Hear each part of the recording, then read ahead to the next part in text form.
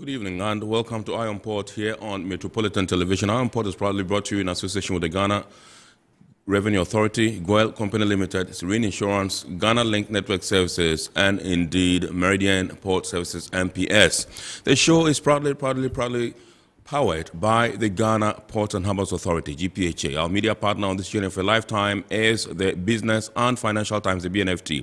Now, if you want to see all that happened here on the show tonight, make a date and grab the Thursday edition of the BNFT, and you'll be able to see all that happened here on the show. Indeed, we are streaming live on our social media pages on Facebook. We are streaming live at Ghana Port and Harbours Authority.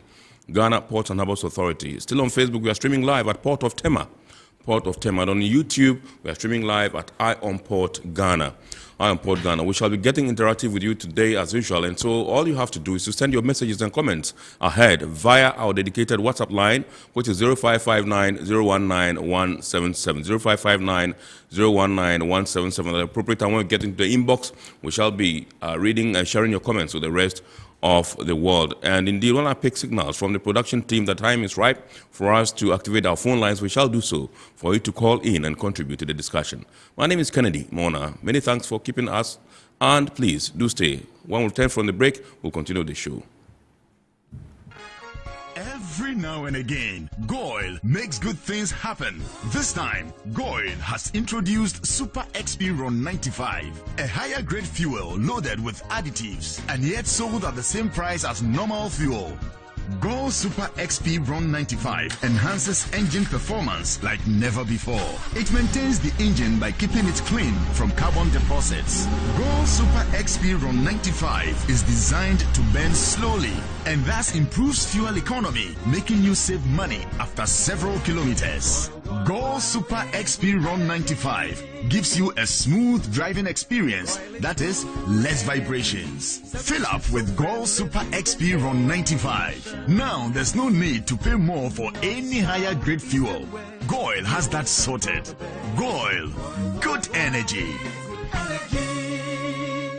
Electricity, pay your taxes. Our taxes, our future.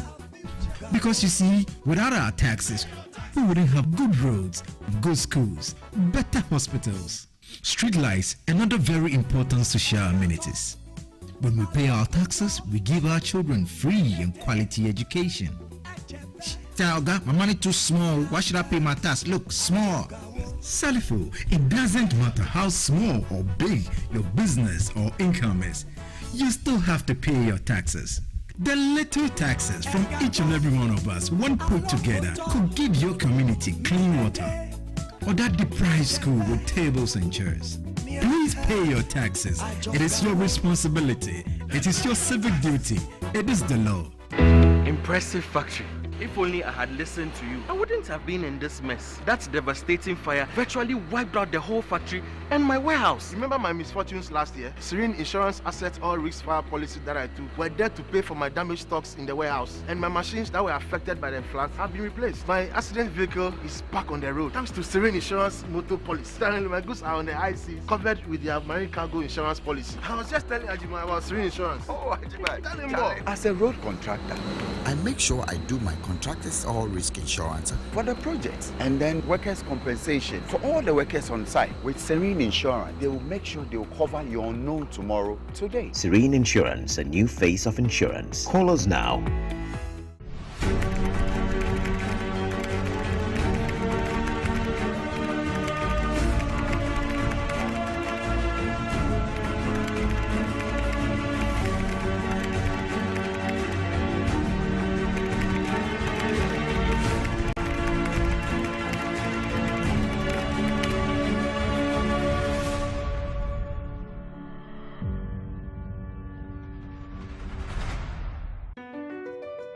MPS Terminal 3 is Africa's new state-of-the-art container terminal at Tema Port. For manufacturers, agro-processors and traders, the new port means business can be done faster. This infrastructure boost will improve Ghana's port handling capacity, connect more trading routes, and oil the engine of growth for the economy, creating great opportunities across all sectors as Africa's markets merge and become the largest trading bloc globally. MPS. We connect. You thrive.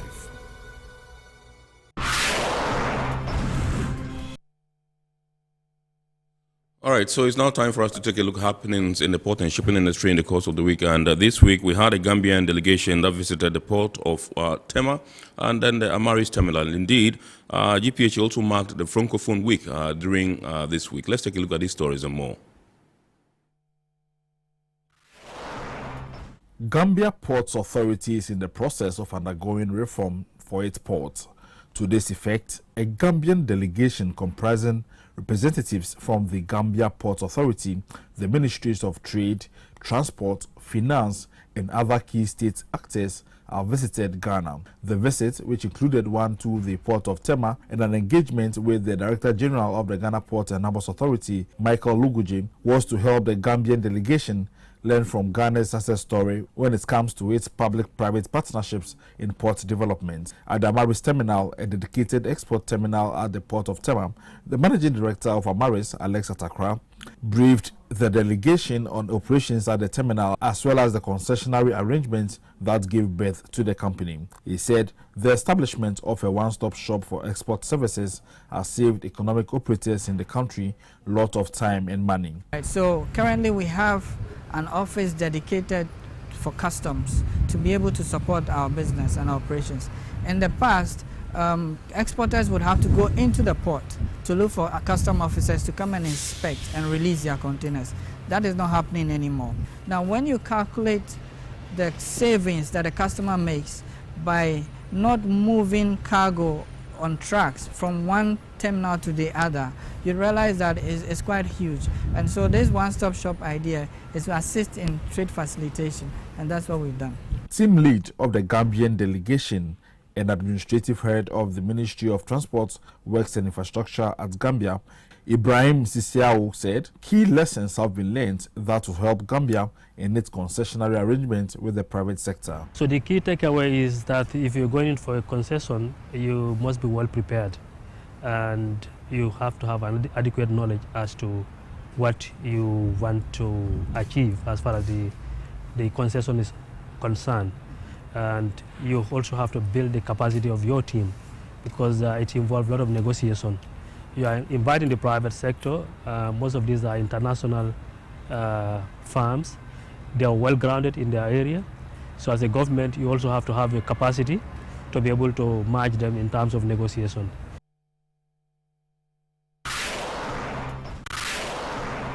Ghana as a country is surrounded by Francophone nations and the three main landlocked nations who use the ports of Ghana to transit their goods into their various countries are all Francophone. It is for this reason that Ghana's Port Authority deems it fit to regularly train its personnel to be proficient in French in order to give them the skill to effectively interact with customers of French nationality and origin. The training department of GPHA is therefore mandated to offer free basic French courses which are open to all staff of the authority. This year, members of the GPHA French School have celebrated their 17th GPHA Francophone Week, which was aimed at ensuring that Ghana's ports become the transit hub of West Africa through the French language. Various activities characterize the celebrations, including dancing and singing in French, essay presentations, quizzes, poems, and plays. The performances were assessed by supervisors and tutors as a reflection of what the students had learned through the period of their course. The participants were also treated to a dinner dance at the GPHA Senior Staff Clubhouse. The celebration ended with a 3-day visit to Togo, where the French students of GPHA toured the port area.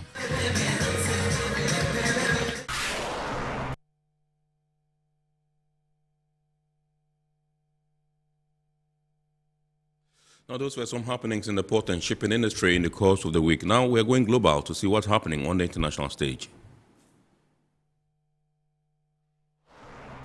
The city of Haifa is set to become an increasingly significant East Mediterranean shipping hub, with Chinese and Indian firms buying into its ports as Israel normalizes ties with its Gulf Arab neighbors under a U.S. diplomatic push. Earlier this month, as U.S. President Joe Biden visited the Middle East, India's largest port developer Adani Port and Israeli minority partner Gadol agreed to buy Haifa Port for $1.8 billion. Its founder, Asia's richest man, Gautam Adani, said via Twitter that the deal was of immense strategic and historical significance, and the company is betting the port will become a link to Europe and create new trade lanes with Asia. Ukraine says it hopes a UN-brokered deal aimed at easing global food shortages by resuming grain exports from the Black Sea region will start to be implemented this week. Moscow brushed aside concerns that the deal could be derailed by a Russian missile strike on Ukraine's port of Odessa on Saturday, saying it targeted only military infrastructure. Ukraine's president has denounced the attack as barbarian that shows Moscow cannot be trusted. A global wheat shortage and soaring European energy prices are some of the more far-reaching effects of Russia's invasion of Ukraine, threatening millions in poorer countries with hunger and prompting fears in Europe over heating supplies this winter. The two biggest North European hub ports, Rotterdam and Antwerp-Bruges, handled fewer containers in the first half of this year compared to the first half of the year 2021. However, extended dwell times meant yard density and terminal congestion increased significantly.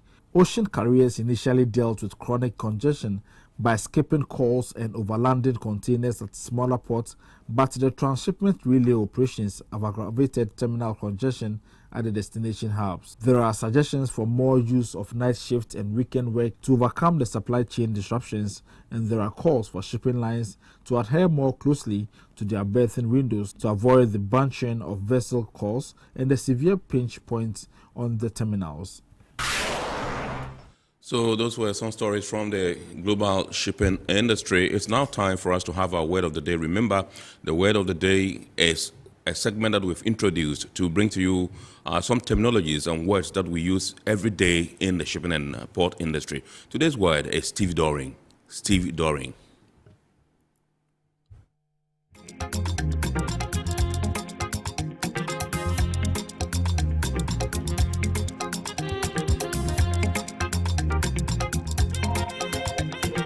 The word of the day is stevedoring.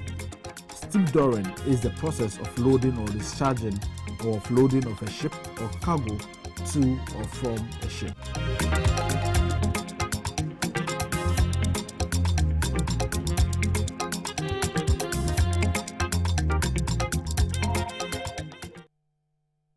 All right, so we're zooming into our discussion proper tonight, and tonight we're taking a look at how we can tackle import permit application challenges. Import permit application challenges. Now, if you're an importer or an exporter, sometimes you need certain agencies or institutions to assist you to get the requisite documentation before you're able to export or import into the country. And so tonight, that's the topic we're taking a look at.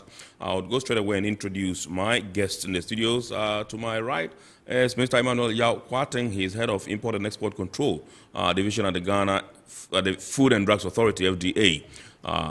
And then to my left is Mr. Samuel Agre. Mr. Samuel Agre is the General Secretary of the Food and Beverages Association of Ghana, FABAG. Good evening, gentlemen, and thank you for obliging us this evening. Absolutely. So let me begin with Mr. Agre.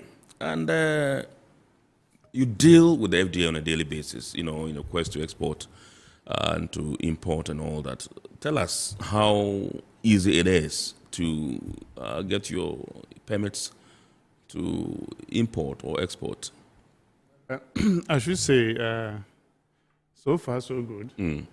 But then there have been other introductions that actually, let me say, with importers, we want to have a seamless and flawless system where you wouldn't have to import your product without any hindrances and all that.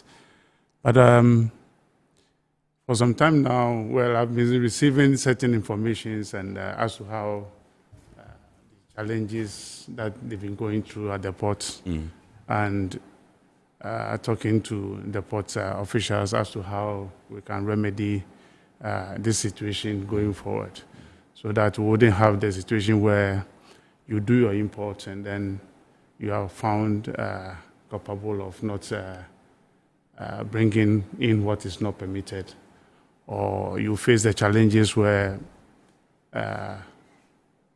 your product has not been registered, and therefore you need to go through certain challenges before you clear your goods.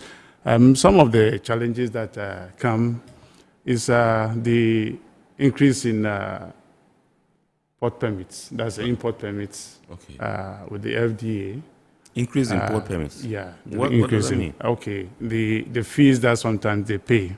And you realize that sometimes members, or let me say an importer, has duly registered their product.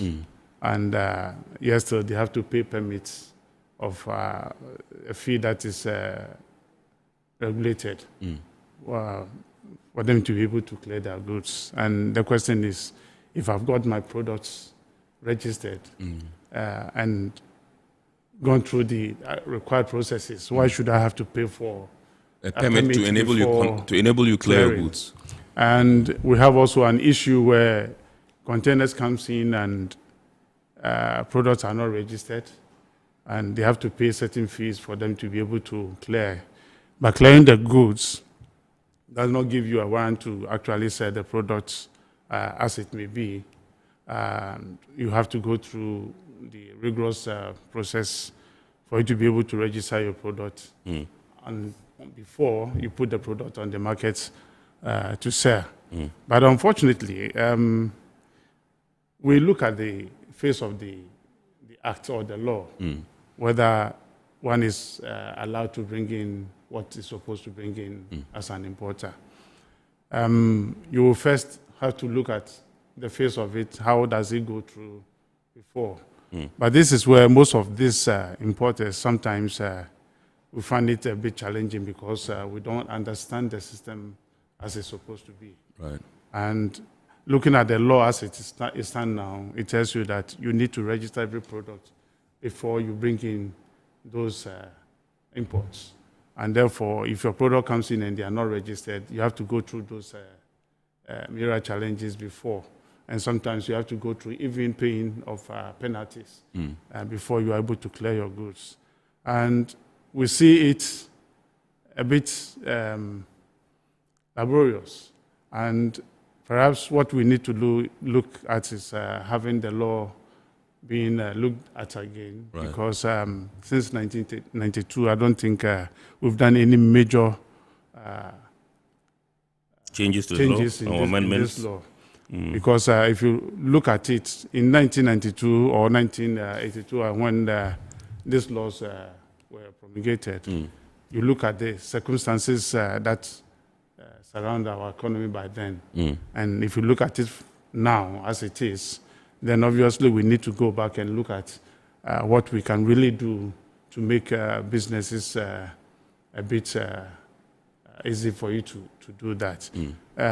Notwithstanding that too, you also have to look at whether we are truly complying with the system as it may be, because if it comes to whatever that you bring in, for the regulator, they will tell you we need to look at the public or the public safety. Right. And therefore, if you don't conform to it, we cannot also give you that chance to do whatever you want to do. And sometimes we say to importers or members within the food sector that it's not everything that we can bring in. Certain areas, we ourselves, we realize that there are no places that we need to import. Right. So that when your product comes in and it doesn't fall within the constraint of the law or the regulators' ambitions, then of course your product will not be allowed to enter the market for sale. So the permits falls in line with what has to be done if it comes to the imports. But then, as I said earlier, if you look at the fees that they have to pay before if you look at registering a product and the cost involved and what has to be done, it wasn't the best for us until we met the FDA to at least look at the system again. Otherwise, what will happen is that we would then have to be paying so much for registering the products. And we're able to at least come up with something, which as time goes on, I'll try to explain. Yeah. But then, if we are not careful, also looking at what is being extracted from the, or what is being levied for an importer to pay in the food sector, we also get to a point that no one would want to go into that business if it comes to importation.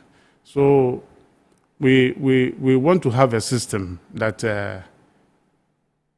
when you bring in your import and you are asked to pay this amount, you know from the onset that this is how much I'm supposed to pay to go through the system, and therefore there wouldn't be any changes.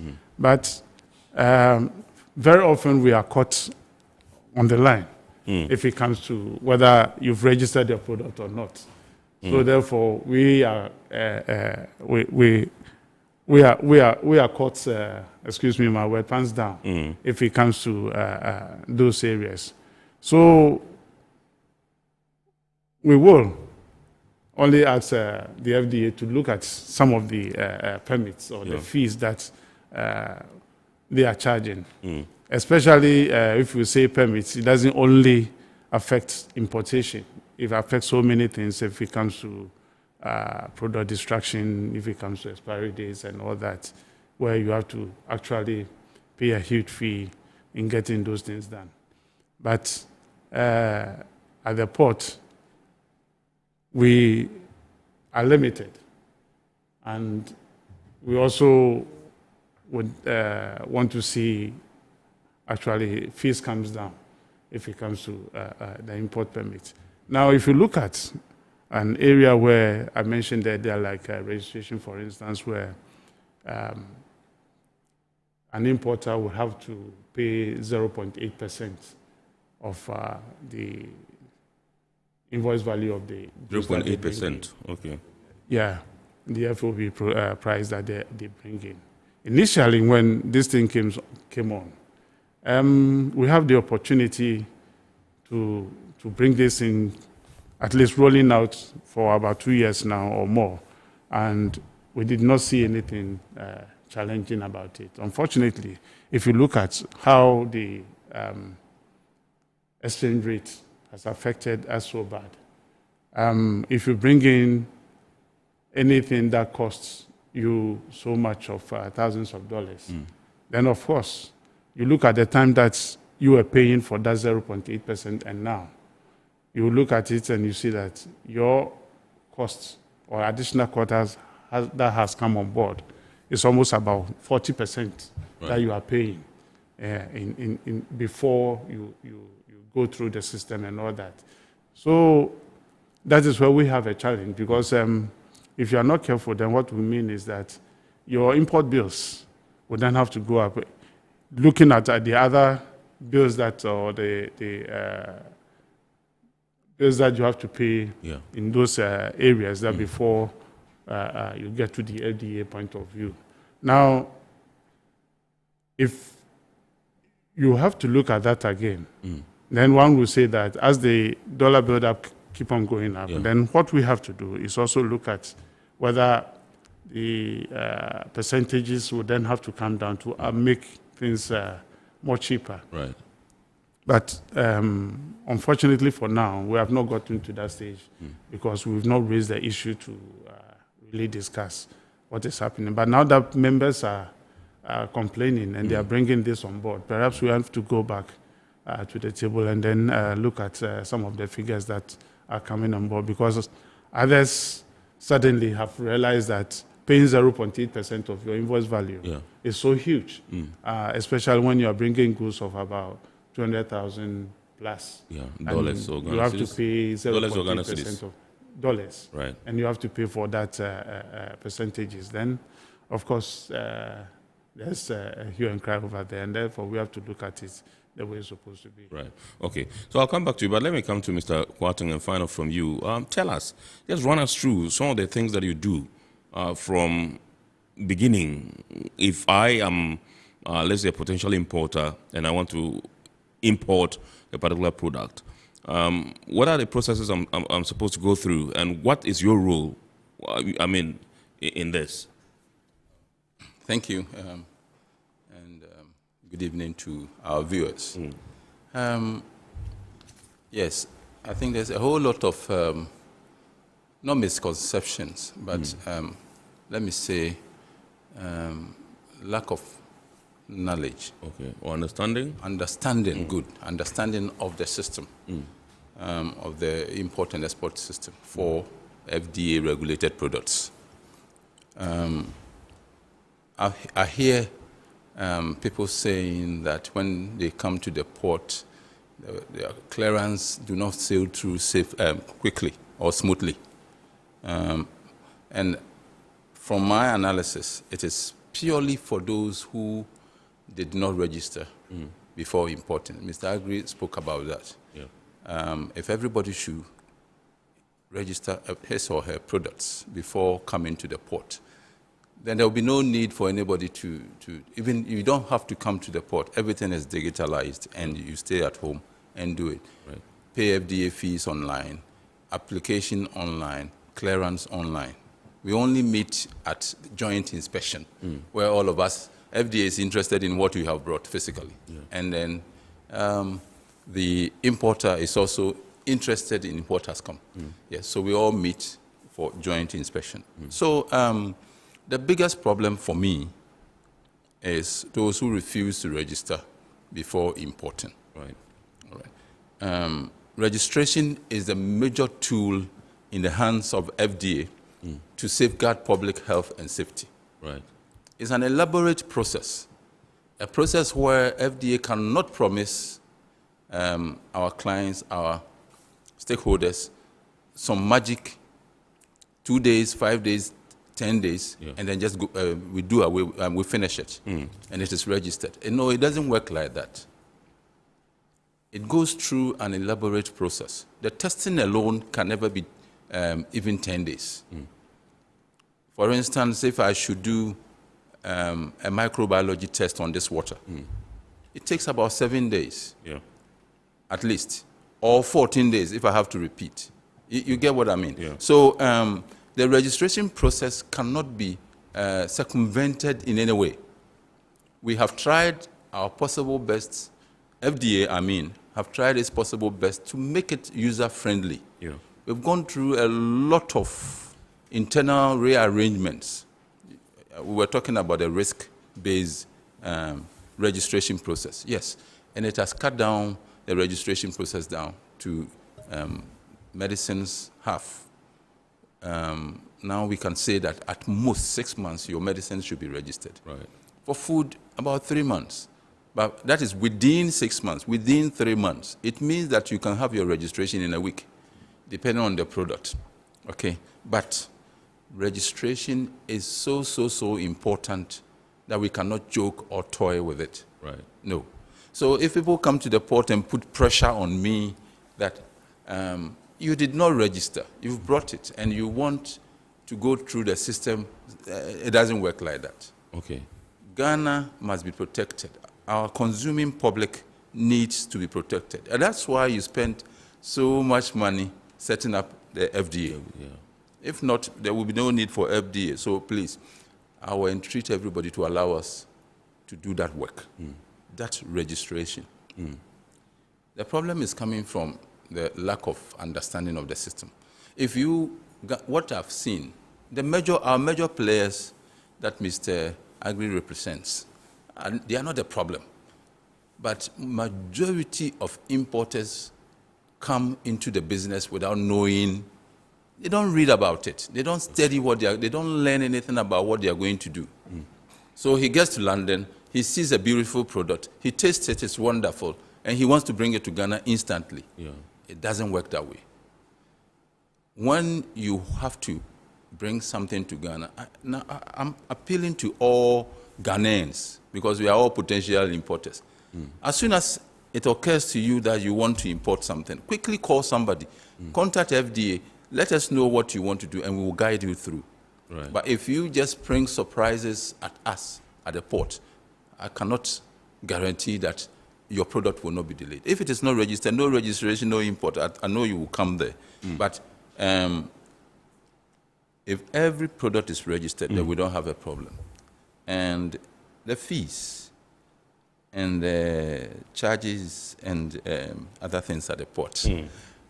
I know nobody wants to part with money.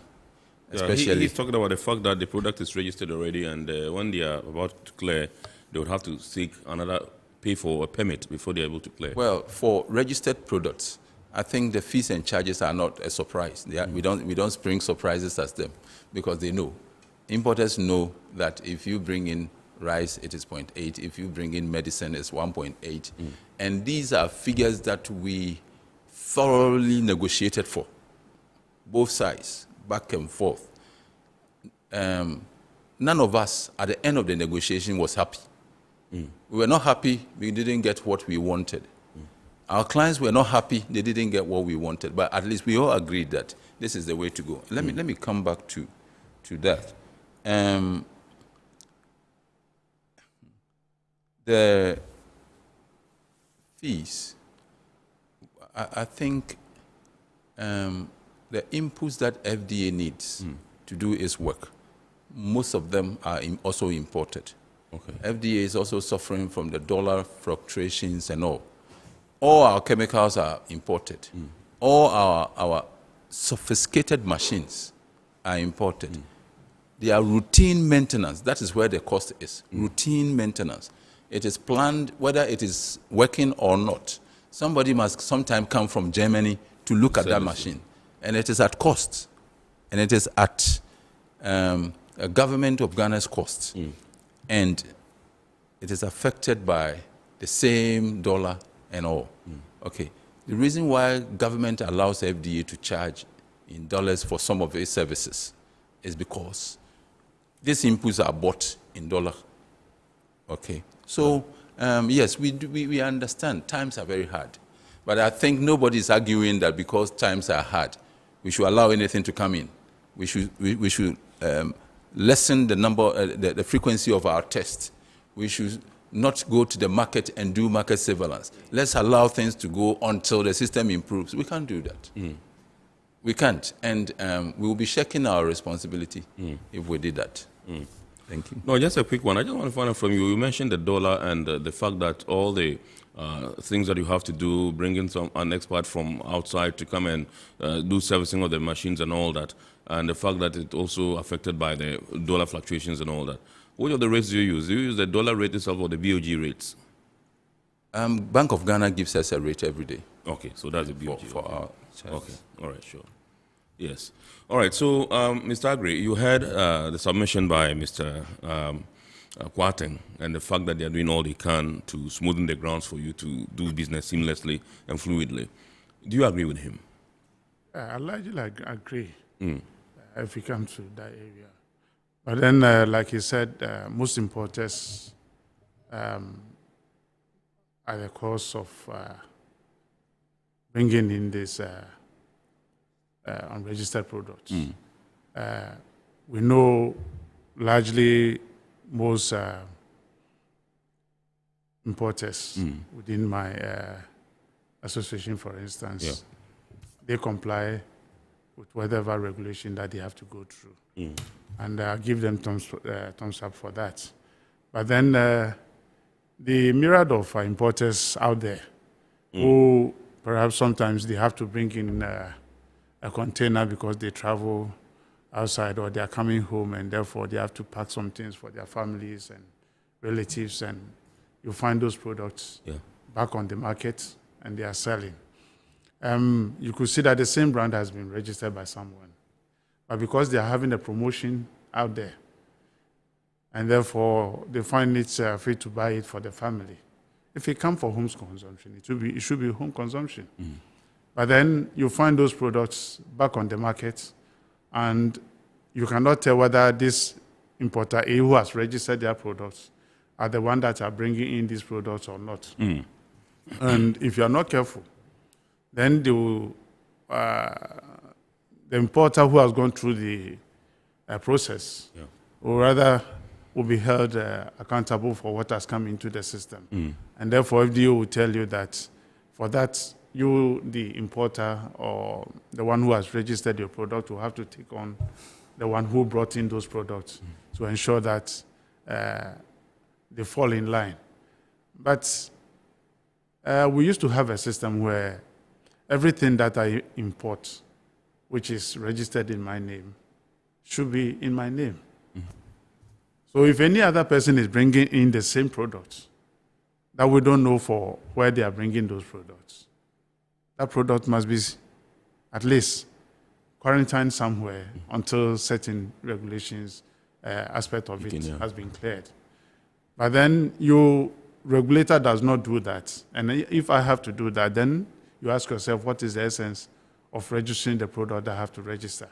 Because then we have to ensure that as I'm registering the product, no one else is permitted to bring in anything anyhow, except especially if it comes to my product.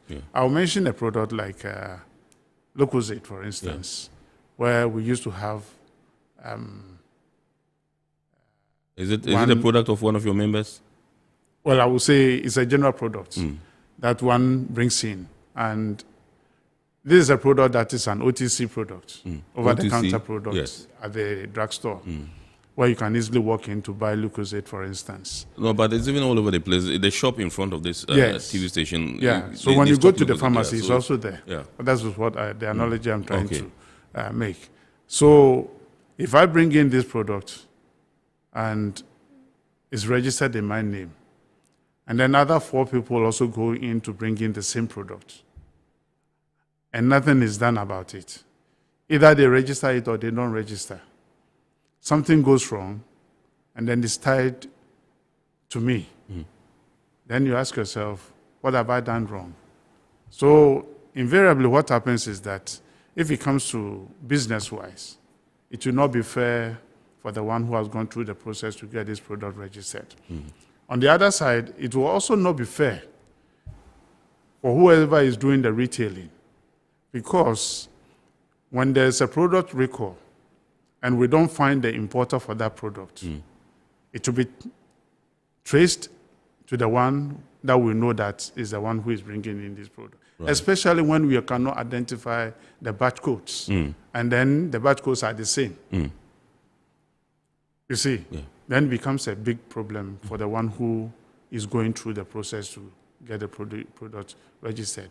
So we need to look at the parallel import issue very well, especially if you are bringing in this container and those ones. Sometimes we say it's not a problem because they are able to tell who is bringing what and who is bringing. But then when people are importing in large volumes and we cannot trace who is bringing in that, then it becomes a problem. Right. Coca-Cola, for instance, we bring in Coca-Cola can from either Morocco, from Spain, from the UK. Who is bringing those ones? And sometimes, especially when it's getting to Christmas, for instance, you see all sorts of imports coming in. Because they go through the process of registering and all that, then it becomes a problem for the local company. You see, but there was once upon a time that Coca-Cola was saying that this is what we can do. Before you bring in an import, just take a permit from them, so that they can regulate the market the way they're supposed to, in their own terms, so that it wouldn't be that the regulator would then have to come in. Because the regulator, what happens is that if it comes to those areas, they will tell you if it's legal issue, then you have to take it on. So that permit and authority, that empowerment must be given to the mother company to ensure that they do the right thing if it comes to parallel import and all that. But once we are losing track in going through those areas, then, of course, it becomes a challenge for the local manufacturer, even to set up a plan to also go into the canning of this product and all that. So there's a lot that we need to do in these areas to ensure that importers are not taking. Yes, Mr. Watson, he just made mention of the fact that there's a saturation on the market with products from other countries and all that. And he says this has become the bane, so to speak, of the local, entrepreneur or importer. Have you sat back to take stock of this particular challenge that some of these foreign products pose to the local, manufacturers and importers? Yes, thank you. I think some time back, FDA tried as much as possible to police the market for the group that we call the owners of the brand, right? The applicants. Okay. Okay. So, for instance, we go all the way out to make sure nobody else brings, say, Lucozade to the market. Right. And it was easy for us. If it comes to the port and it will come through us, and we can say stop. But there was a series of agitations, sometimes court cases and other things. Okay, they are citing the rule of food security. Food security. And on that basis, that was some time back. I remember I had law as Lucozade, Glasgow, I think. Is it McLean Glasgow? Yeah. They will sue and then copy me. And I was wondering why I should be copied. I was in the middle of all this tussle. Somebody wants to bring, Lucozade says no. So eventually what happened was that FDA decided that, fine, this is taking our time. Yeah. I can mention a lot of products where we were caught in the middle, okay, in these tussles. So you waste all your time every day going to court. So we sat down and said, this is not our job. It is not our job. And because for food, the proponents were quoting food security issues. So it was accepted that for food, there can be a monopoly. One person cannot register a food product and say that he's the only one who can bring it due to food security. And that's how the system was changed. So what Mr. Agri is saying is true. Right. It was burdensome for us, even though that is what we wanted to do, to protect the authorization holders. But it's become so difficult that we can't go that channel. We will not do all the important things that you want us to do to protect public health and safety. Right. So we let go. Yes, I know some people will suffer. The big companies here, they are employing everybody. They have big factories employing. But when it comes to food security, this is what the issues that comes with it. So these people are bringing it. If you look at the FDA laws, the Act has gone through series of changes. Right. It used to be 305B of 305B and then 523 of 1996. Then now, the new amended act is the Public Health Act, and it is 2012, 851 of 2012. So yes, Mr. Agri, we are not stuck in the old act. It keeps on changing. We're adding new things. Okay. So the document that the FDA is working with is impacted by a lot of factors. Our clients, the importers are pushing, consumers are pushing, and then we meet somewhere.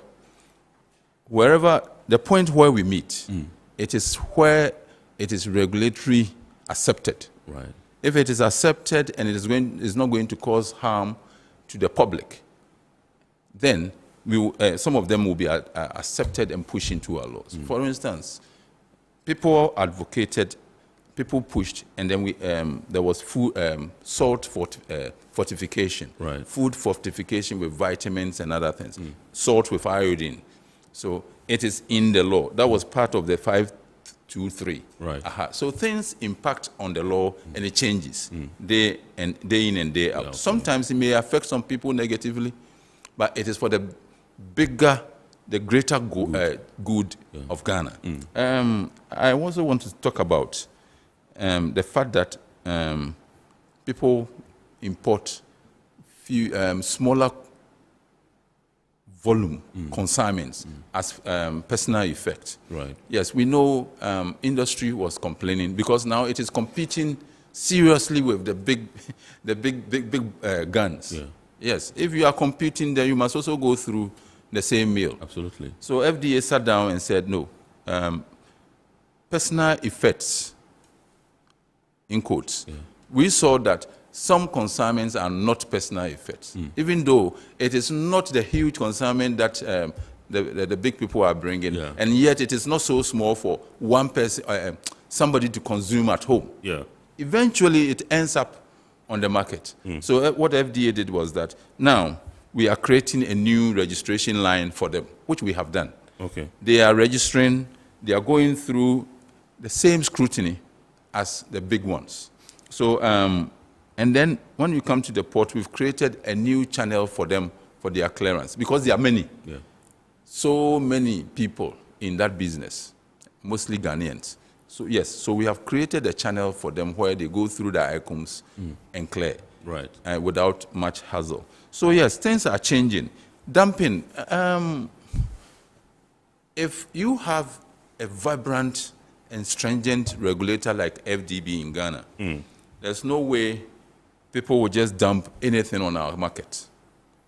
The market surveillance, the market survey that we do is extensive to the extent that we do buy products, quietly buy products with our money. Mr. Agri, your people, the products they bring, we go to the market and buy and test. Apart from the ones you've given us for registration or whatever quality evaluation, we do buy with our money and test. So we know that all the oils on the market are good for consumption. They lack that. We know what we have on the market. Right. Okay. When it comes to medicines, every year we have a program for most of the medicines for chronic conditions, hypertension, diabetes. We buy them and test, and we know the percentage that is not compliant. Right. And it's below 3% for Ghana. Okay. You go to our neighboring countries, and some 30%. Aha. So yes, quietly, we are doing a lot of work, and we need the resources.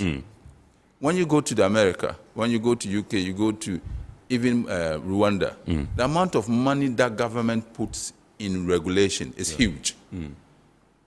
If government cannot afford to foot the bill alone, we must raise money from somewhere to support that business because it is so important.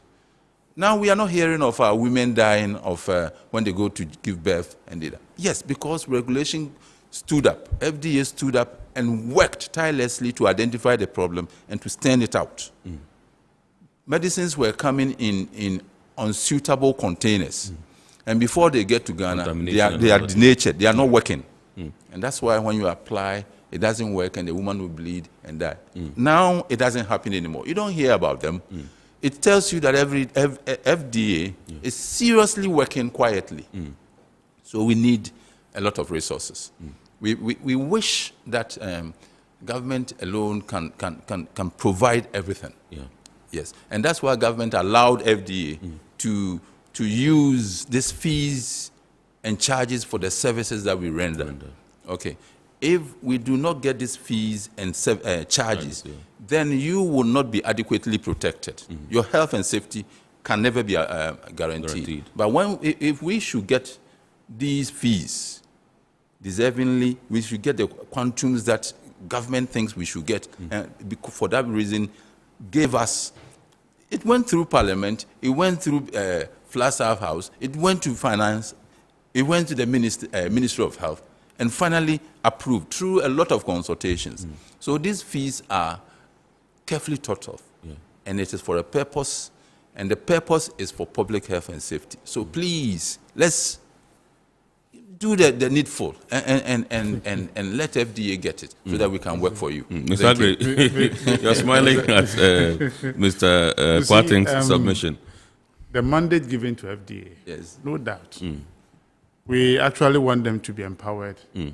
to I just before you continue, I just wanted to find out. He mentioned the fees and charges and all that. And earlier he said when they met, I mean, they were not satisfied, and you guys were also not satisfied. What were the issues? You see, we know we will come to this point in future where conditions will ask for an increment in whatever fee that we put on the table. But we realize that allowing that percentage, quantum of percentage, should be able to take care of FDA for a very long time to come. Now, if that shouldn't be enough, and we have to go back and ask for more, that I don't think we have to give chance to that to happen. Because as I mentioned to you, if I have to pay a continuous 0.8% of my 100 containers that is coming into the country over the year, you can just imagine how much I'm paying to the regulator. But you see, the reason why I was laughing was that all this thing that is happening has been the cause for government trying to shed off its responsibility to the regulator. Because FDA as a regulator need not to raise revenue for government. You see, but this is how it has come. So therefore, whatever that they are doing, someone is sitting behind and pushing for how much they will make to run the economy. FDA as a regulator cannot raise revenue for government to run the economy. They must raise the levies for them to be able to run their operations. Absolutely. So if they are taking the money from us and part of it is going to government, obviously. Is that really the case, Mr. Mr. Agri Are you now acting as GRA officers who take money and then give to government for development? Mr. Agri is talking for us. FDA belongs to government. Yes. And government funds FDA's activities. So their understanding, they would agree with you, is the fact that yes, you need to raise money to run as FDA and not to have excess perhaps to give to government. No. If you look at the law, all administrative charges goes to government. Right. The administrative charges, penalties, fees, and embedded in our fees is a portion where we have to levy administrative charge. So at the last meeting, what was agreed is that, okay, we estimated our administrative charges, which goes to government. And so the chunk of the money that FDA is making is running FDA. It is running FDA. The chunk, what goes to government will be very minimal, I believe, and there's administrative charges and the rest. So yes, people say that we are not revenue generating. No, we are not. But we are an agency that must run on funds, and the funds must come from the fees and charges, and that is all that we do. But then you look at some occurrences these days that I have noticed. We have noticed that some clients of us have started toying with the system so that they can get away with, I mean, purely trying to dupe the system. And I want to encourage our clients to desist from that, because FDA has, now we are running a digitalized system. Whatever you do in the system, you leave your footprint. And eventually we come back and we find it.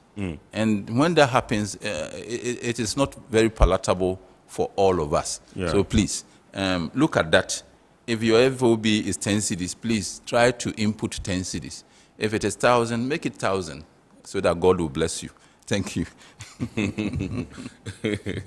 I just want to find out from you, Mr. Agri, whether you are satisfied with the level, apart from the issues of fees and charges and some of the challenges that you grapple with that you mentioned in your earlier submissions. I want to find out from you whether you are satisfied with the level of digitization in the course of doing your business, because we know that all efforts are being made to ensure that we avoid paper, human interface, and all those things. The level of digital penetration we have in the import-export chain, are you satisfied as far back? I will say partly yes. If you look at how the system is being run itself, at the port, we have so many agencies coming on board to ensure that whatever we do fall in line with regulatory aspects. But then others who are there just to mess up the system or create an avenue where they can easily make money and just walk away. So many introductions at the port really does not inure to the benefit of the importer. One will tell you that we brought in the digital system when the vice president announced that we are going to digitalize the system to make sure that we run smoothly and there's no problem. I will tell you that there are other agencies that they are doing their work very well. And there are others too that are having problems in still accepting that we are in a digitalized system or digitalized world, and therefore they have to make sure that they also comply. One area is the customs, for instance. Now you see ICOMS in operating these systems is trying to bring everybody on board, all the agencies on board, to ensure that whatever that we input into the system really goes through where we have to pay the agencies. Unfortunately, some of them, their fees are abnormal if it comes to whatever that you are bringing, because when you impute into the system and they know that you are bringing in a cutting of a product, they will still ask you to pay a full amount of, even if it's 50,000, they ask you to pay. They don't even care how much you are bringing into the system. And therefore, we have a problem in that area. Now, ICOMS is making the system work for us.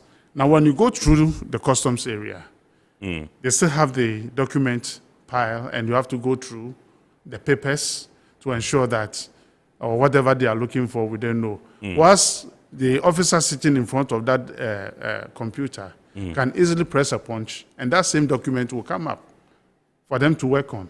But they will look at the document and still will demand the paper from you. And therefore, you ask yourself, if you walk in through the customs area and you don't bring your documents with you, then you have a challenge over there. Now, there's also another area where there's a container fumigation. And this is an area that, in fact, we went through a lot to let this thing happen. Because at that time when this thing was coming on board, we have the COVID in place. And therefore, we need to ensure that certain things are done. But 2 years before this thing will come in on board, we said no. Because the whole of Africa, we don't see who does container fumigation before the container goes out. They should point to us, one country that practices container fumigation at the port. It's neither here nor there. So why should Ghana go through? They said they are using Ghana as a gateway. And so therefore, we need to bring this in on board. It's another area that is created I think the container fumigation thing was premised on health hazards and how to kill germs and infectious pathogens and all that. That was the reason why it was introduced. So give me one area or one country or how many countries are practicing this. Perhaps if they are not, but we can lead the way. But if they are not, we can lead the way. If we have to do it, yes, that is where we said if we have to do because it. if we are waiting for another country to start before we follow, that might not be. Why don't we also lead so that someone else will follow? If we have to do it, so be it. Let us do it. But we should be mindful of the charges that will come now and after. Because we cannot use our port as a money-generating income for individuals to make money and pay part to government and keep the rest for their pockets at the expense of the importer. We cannot continue doing that. Now, if you bring in a container of 20-footer, you pay $15 for going through that system. And sometimes it doesn't work. But you pay because you are paying that money in advance before your container goes out through the system. But if the system is such that you need to pay at the entry, at the exit point, and when the system is not working, then you don't pay at all. You see? But containers drive through the system and they don't get fumigated, but they are paid for that $15. Really? Now they are asking for $20 to be paid. No, but the National Health Insurance is asking Mr. that. Agri, can we really confirm? I'm telling you, you ask containers pass through the system and they are not fumigated. Ask all the trailers. Go let your officer go to the port and check. Let your officer go to the port. Sometimes let them go there, stay there, and check whether things are really working or not. Because you pay money and you don't get service done, it's a big problem. I think it's a challenge I would like to take myself. You see, now they're asking us like to pay additional $5 for 20-footer containers, making it $20. For what reason? They need to come to the table to tell us that for this reason and that reason, we are increasing this cost for you to pay. Then we will understand whether we need to pay or not. Otherwise, something that we are not sure of. I think they are premising their increases. I'm not speaking for them. They are premising their increases on the global trend. No. Fluctuation in the dollars. You see, and, we are, anybody who wants, if anybody. I saw the letter that the minister My did, brother. and it was published. I'm telling you on authority that if you want to make money, go to the port. That is where importers are being shortchanged for whatever they have to pay for. Duty is going up, VAT is going up, everything is going up if it comes to paying of charges. And we cannot continue doing that because anything that goes up, we bring it to the consumer to pay. And sometimes when the consumers are fed up, your product sits in the warehouse and they don't sell. We are not happy because we are just to import goods and bring it into the country. We are not. Nobody is happy in doing that. But then we should also be very careful as to how we want this country to go. Because if we are using the port as a generating income for anybody, then we have a big issue. Because if an agency wants to raise money, they tell you, put it here, 0.1 or 0.2% or 1%. And just quantify that. Over 1 million containers coming into Ghana, and they are making that 0.5% or 0.2% or 0.1% or 0.1%. Negligible that you cannot see. But at the end of the year, the billions of dollars that we collect at the port translate into millions of dollars into these people's account. And we cannot continue doing that. We need to sanitize the system. Bring sanity into the system. We should look at all the charges that is coming at the port and then look at the ones that are not necessary. We need to take them off. Scrap them off. Exactly what this is what we have to do. So we need to go back and look at all the things that government has put in place and other agencies have put on board on government revenue collections for them to be able to get. So when you look at it, every item that comes in there, there's a code for it. All right. And we don't know where the code that figure goes to. So we need to scrutinize that and then sit at the table and then look at all the unnecessary taxes that are over there and take them off so that importers can be free of that. Okay, so this is our import here on Metropolitan Television, and tonight we are discussing how to tackle the challenges associated with import permit applications. And with me in the studios, Mr. Emmanuel Yao-Kwating, who is the Director of the Center for Import and Export Control at the Food and Drugs Authority. And also with me in the studios, Mr. Samuel Agre. He is the General Secretary of the Food and Beverages Association of Ghana. They are the two men we are doing the discussion with tonight. It's time for us to go for a quick break. When we come back, we'll continue the discussion. Please do stay with us. Every now and again, Goil makes good things happen. This time, Goil has introduced Super XP Ron 95, a higher grade fuel loaded with additives and yet sold at the same price as normal fuel. Goil Super XP Ron 95 enhances engine performance like never before. It maintains the engine by keeping it clean from carbon deposits. Goil Super XP Ron 95 is designed to burn slowly and thus improves fuel economy, making you save money after several kilometers. Goil Super XP Ron 95 gives you a smooth driving experience, that is, less vibrations. Fill up with Goil Super XP Ron 95. Now there's no need to pay more for any higher grade fuel. Goil has that sorted. Goil, good energy. Electricity, then pay your taxes. Our taxes, our future. Because you see, without our taxes, we wouldn't have good roads, good schools, better hospitals, street lights, and other very important social amenities. When we pay our taxes, we give our children free and quality education. Talga, my money too small. Why should I pay my tax? Look, small. Salifo, it doesn't matter how small or big your business or income is. You still have to pay your taxes. The little taxes from each and every one of us, when put together, could give your community clean water or that deprived school with tables and chairs. Please pay your taxes. It is your responsibility. It is your civic duty. It is the law. Impressive factory. If only I had listened to you, I wouldn't have been in this mess. That devastating fire virtually wiped out the whole factory and my warehouse. Remember my misfortunes last year? Serene Insurance Asset All Risk Fire policy that I took were there to pay for my damaged stocks in the warehouse. And my machines that were affected by the floods have been replaced. My accident vehicle is back on the road thanks to Serene Insurance motor policy. Currently, my goods are on the high seas, covered with their marine cargo insurance policy. I was just telling Ajima about Serene Insurance. Oh, Ajima, tell him more. As a road contractor, I make sure I do my contractors all risk insurance for the projects and then workers' compensation for all the workers on site. With Serene Insurance, they will make sure they will cover your unknown tomorrow today. Serene Insurance, a new face of insurance. Call us now.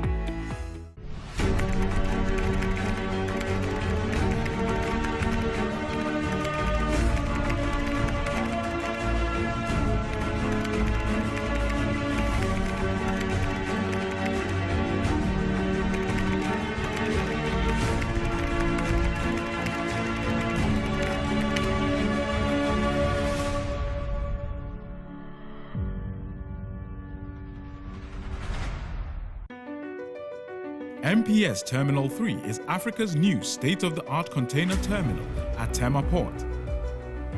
For manufacturers, agro-processors and traders, the new port means business can be done faster. This infrastructure boost will improve Ghana's port handling capacity, connect more trading routes, and oil the engine of growth for the economy, creating greater opportunities across all sectors as Africa's markets merge and become the largest trading bloc globally. MPS, we connect, you thrive.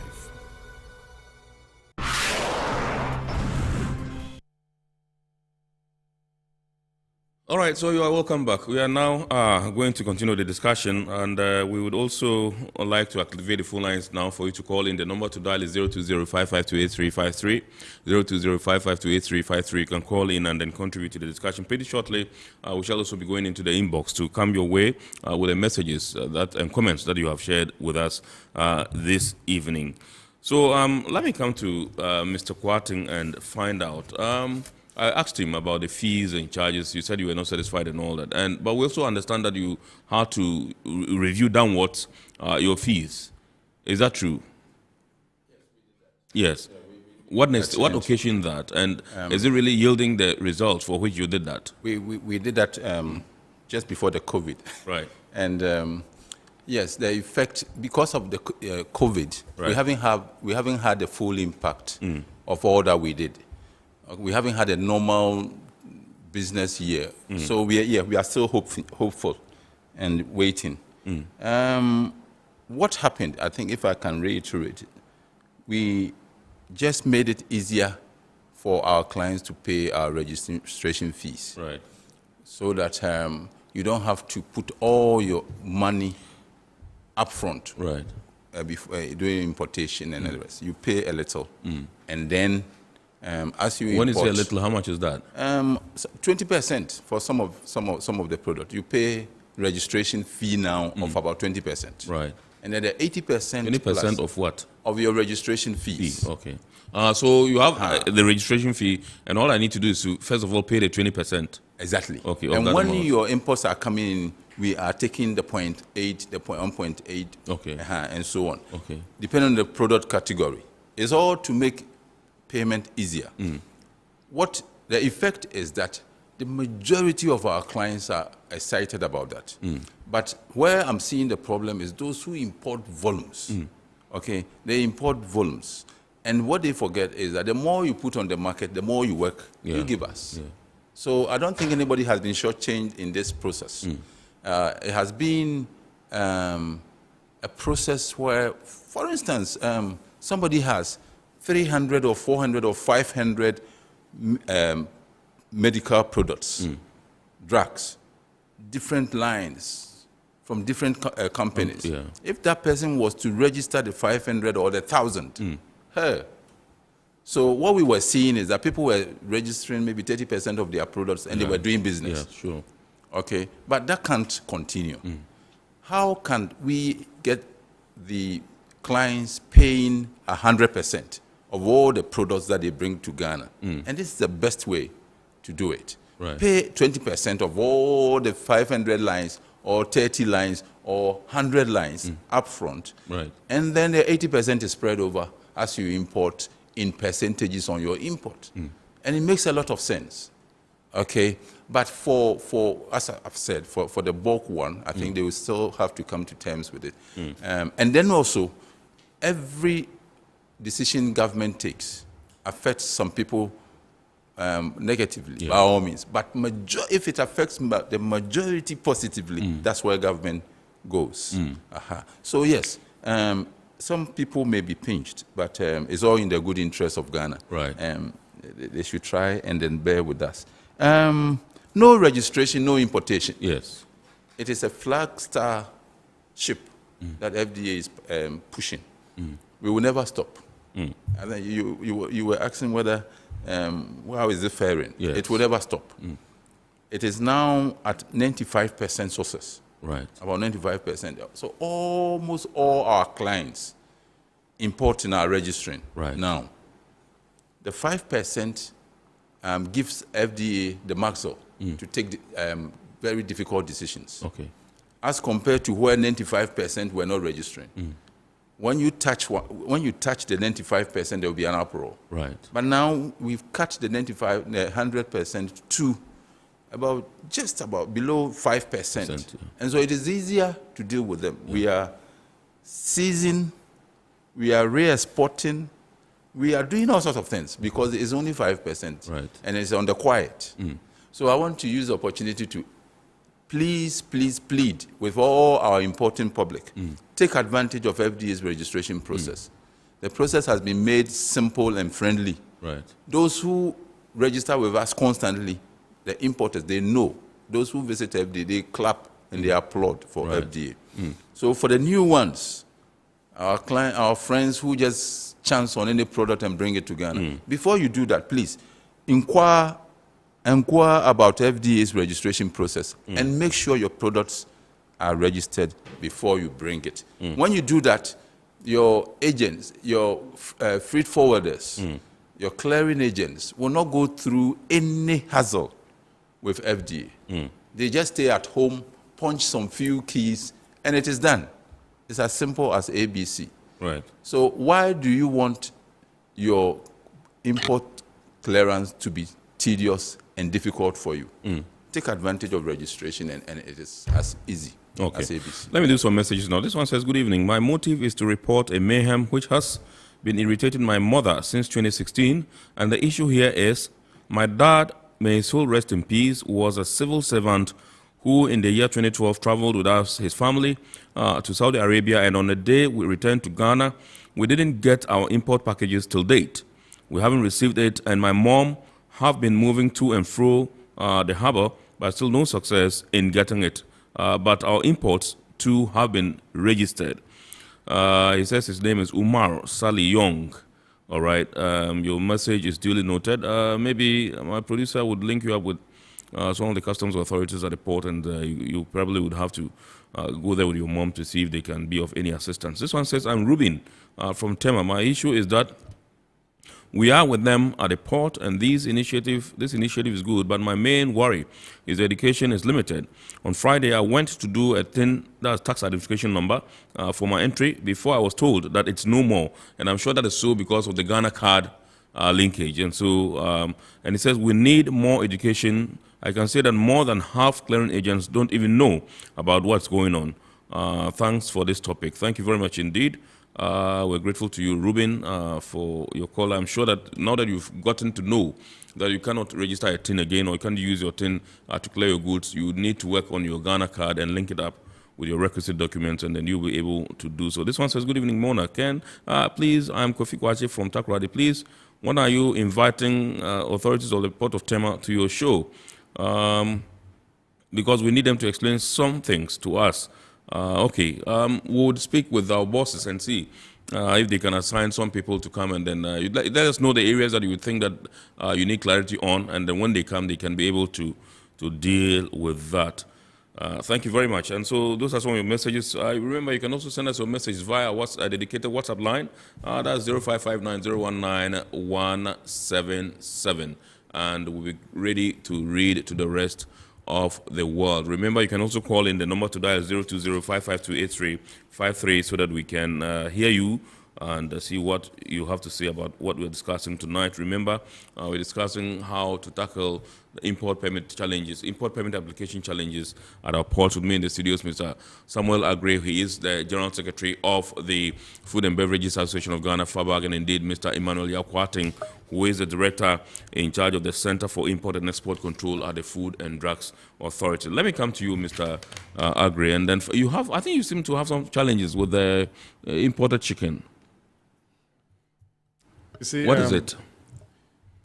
Very often, we do say that Ghana is becoming a dumping ground for chicken. And for me, I have a very personal view. And I always say that we really have a problem on the ground, which we need to solve before we can talk of what is this problem? Import chicken. Right. Now, we have two fronts. From the poultry farm, or the import that is coming in, which is unwholesome. Now, if we talk about unwholesome chicken, I will agree. Now, some vessels will load your container, and in the transit point, your container is supposed to be on power. Now, they turn off the power intermittently. So it affects the quality. Now, the container gets into this country. And you can smell a foul smell. There's a foul smell on that container. And FDA tells you that re-export that container back. It doesn't even come to the market. So dumping is not there. Now we have other people who import genuine chicken. They come through the right process and they come in and then they move them into their warehouses. Now, with these people, I will tell you that we have some Ghanaians in here who are doing poultry farming in Switzerland, in Brazil, in Holland, and even in Germany, partnering their locals to raise that chicken. Right. So when your order goes in there, maximum 3 weeks, the container is coming in because this is an area where they are able to raise 10 million chicken within 3 months. Yeah. Nobody stores chicken for 2 years or even a year. So when we say that we are bringing in chicken that has been frozen for 2 years and 5 years into this country, it's neither here nor there. The experts know that what I'm telling them is true, but they keep on creating problem for us.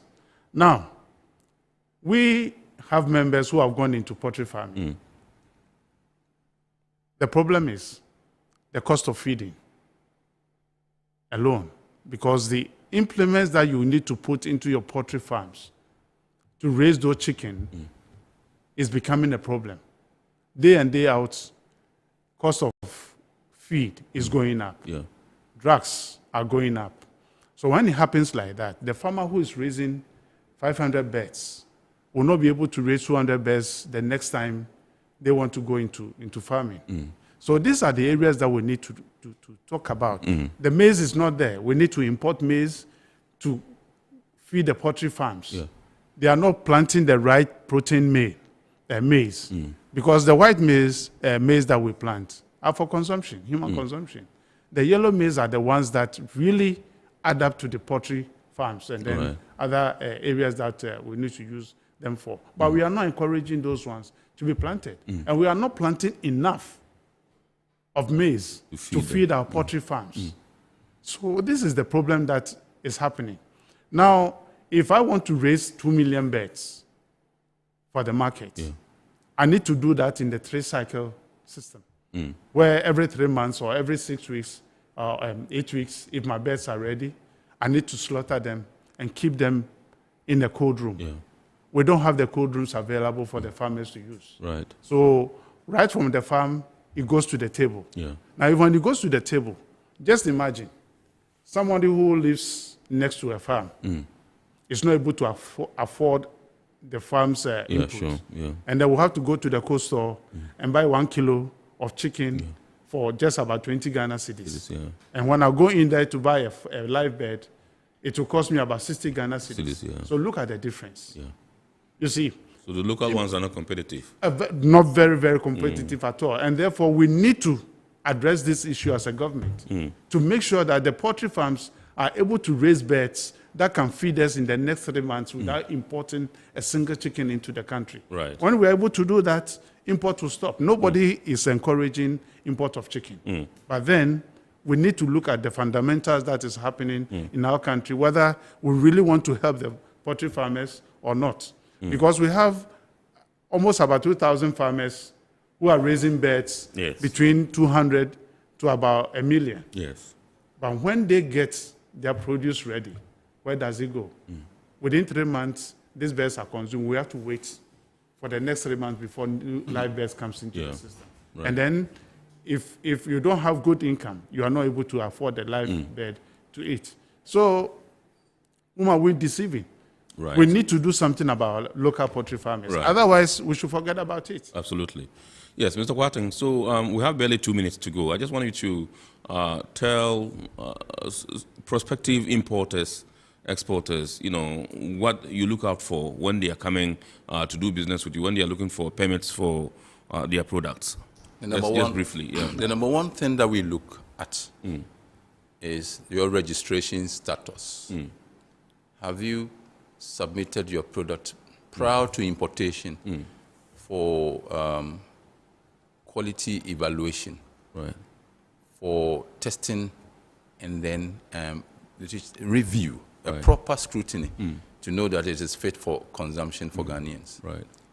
And then also we also want to know where it's coming from. We want to know how the product is origin, the origin, and how the product is manufactured. So we are interested in the factory where it is coming from. More often than not, we visit to check the quality systems in the good manufacturing practices. So yes, it all boils down to registration. If a product is registered, then import and export does not have much problem dealing with it. Unless, of course, there's an alert for recall or something. But if not, then the assurance that the registration process gives us makes the clearance process very easier. Right. So I'm encouraging everybody, before you thought of importing, you should have registered the product first, and then it is easier. Right. I also ask our clients to abide by all the FDA regulations because they are made for us. Right. It protects our health and safety. If FDA says store the product well, please make sure you have the storage condition right. If FDA says that you must have a qualified person handling this process, that should be it. It's all towards an assurance that every product that we have on our market is apt for consumption. All right. Thank you very much indeed, Mr. Emmanuel Kwarteng, Director at the Food and Drugs Authority. Indeed, he is the Director in charge of the Center for Import and Export Control. And indeed, Mr. Samuel Agre, who is the General Secretary of the Food and Beverages Association of Ghana, FABAG. We're grateful to you for joining us here this evening for this discussion. Listeners and viewers, this is how we draw the curtain on this week's edition of Iron Port here on Metropolitan Television. Remember, we say thanks to our sponsors, the Ghana Revenue Authority, Goel Company Limited, Serene Insurance, Ghana Link Network Services, and Meridian Port Services. My name is Kennedy Mona. A reminder that the abridged version of the show is aired on Ghana Television every Wednesday at 8:30 p.m. God willing, we shall see you again next week with another wonderful edition of Iron Port. Please do stay around and keep watching the rest of our programs. Thank you and have a great evening.